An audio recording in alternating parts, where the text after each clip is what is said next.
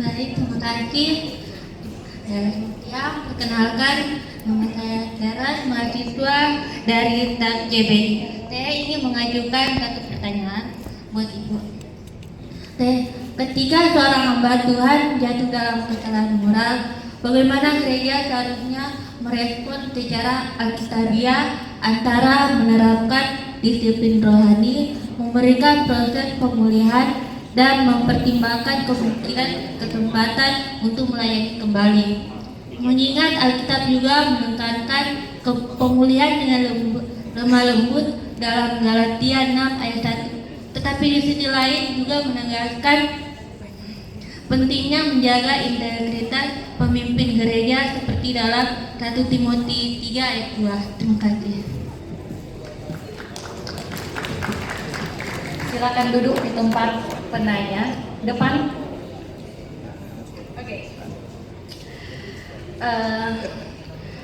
Bagaimana merekrut hamba Tuhan supaya dia jangan jatuh ke dalam dosa, supaya dia tidak jatuh dalam pencobaan? Kita semua punya potensi jatuh, bapak-bapak, ibu-ibu.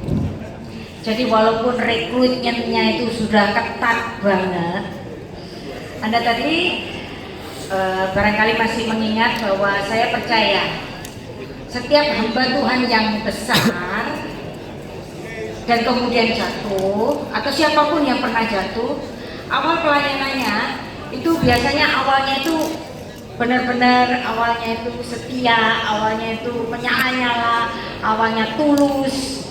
Tapi kapan dia nggak tulus? Kapan dia nggak tulus? Ketika ada kenyamanan, ketika ada lupa, pujian, ketika ada apapun. Nah makanya semua hamba Tuhan itu punya potensi jatuh. Saya punya potensi jatuh. Semua punya potensi jatuh. Makanya ini sebuah battle yang harus kita pertahankan sampai kita mati. Yang tadi saya ceritakan, hamba Tuhan yang jatuh di satu gereja besar, mungkin yang terbesar di Indonesia ini. Anda tahu dia jatuhnya pada umur berapa? Dia jatuhnya pada umur 70 lebih. Wow. Kira-kira masa sih dia nggak tahu dengan selama ini apa yang dia khotbahkan? Nah itulah yang justru menjatuhkan hamba Tuhan besar adalah ketika cobaan yang ketiga. Dia melampaui itu, jatuhkanlah dirimu. Gak apa-apa, gak apa-apa. Ada banyak sekali malaikat yang akan menantangmu. Kamu kan punya fans club. Mereka akan berjuang untuk mengembalikan nama. Jadi artinya siapa? Bagaimana? Jadi rekrutmen yang bagaimana? Rekrutmen selama ini tidak ada yang saya kritik. Semuanya bagus, semuanya benar. Tapi setelah kejatuhannya itu kan bukan saat rekrutmen.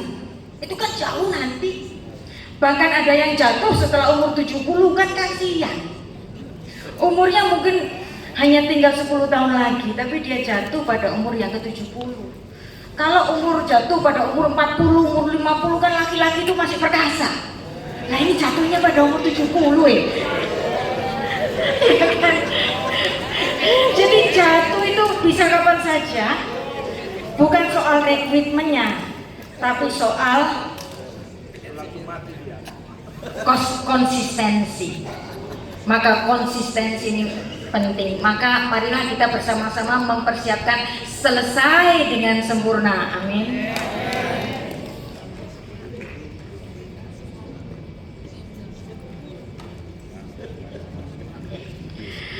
Ada satu lagi pertanyaan, bagaimana cara organisasi menyingkapi dan bagaimana punishment-nya. Nah, ada banyak sekali yang sudah diterapkan oleh banyak sinode dan rata-rata itu bagus. Pastilah para pengatur keputusan atau ketentuan itu sudah berpikir. Biasanya bagi hamba-hamba Tuhan yang pernah jatuh, entah jatuh dalam apapun, bisa seksual, bisa uang, bisa apapun, penyalahgunaan kekuasaan macam-macam. Nah biasanya di situ, ini yang saya tahu ya, ada masa sabat baginya. Jadi jangan bilang diskors gitu ya.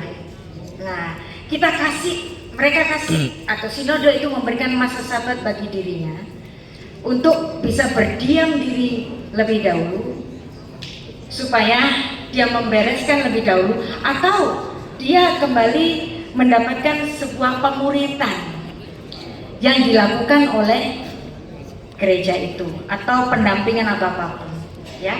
Saya pikir itu sudah ada di dalam ADART-nya di setiap sinode. Nah, dan itu tidak kita bicarakan di sini kan ya, pasti sudah ada ya. Ya, selanjutnya